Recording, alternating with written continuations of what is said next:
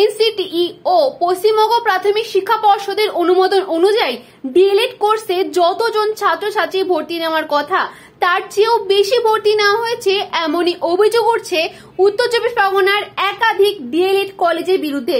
এ বিষয়ে রিজিয়া বিবি কলেজের প্রিন্সিপাল স্বপ্না ঘোষের সঙ্গে যোগাযোগ করার চেষ্টা করলেও তিনি আমাদের সঙ্গে দেখা করেননি। যেটা তথ্য সেটা যে আপনাদের সিটের থেকে অধিক ভর্তি নিয়েছেন, এটা কি সত্য ম্যাডাম?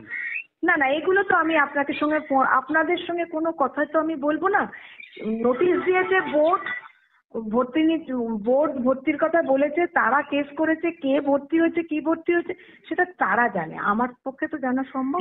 তবে কামাখ্যা এডুকেশন অ্যান্ড ইনস্টিটিউটের সেক্রেটারি এই বিষয়ে কি জানালেন শুনবো।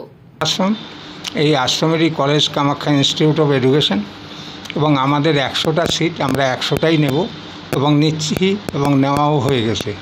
এই 100 সিটের উপরে আমাদের কোনো আলাদাভাবে নেওয়ার কোনো মানসিকতাও নেই, কোনো দিন ছিলও না। যেটা সত্য এবং বোর্ডের যেটা পারমিশন সেটাই হবে, এই হলো আমার মূল বক্তব্য। আমি ওখানকার সেক্রেটারি, কামাখ্যা ইনস্টিটিউট অফ এডুকেশনের কামাখ্যা বালক আশ্রমের সেক্রেটারি, মাধব ভট্টাচার্য আমার নাম। এইটা তো ইনলিগাল, বোর্ড পারমিশন দিলে নেবে, বোর্ড তো তাহলে অ্যাপ্রুভাল দিতে হবে। যেরকম আমাদের আগে 50টা সিট ছিল, তারপরে আমাদের ভিটি করে 100টা করা হয়েছে, তাহলে 100টার উপরে তো আমাদের কোনো বোর্ডের নোটিশ নেই। নোটিশ যদি না থাকে, তারা যদি আমাদের ডিক্লারেশন দিত, মেলে পাঠাতো, তখন আমরা চিন্তা ভাবনা করতাম নেব কি না। আর সেই পর্যায়েও নাই।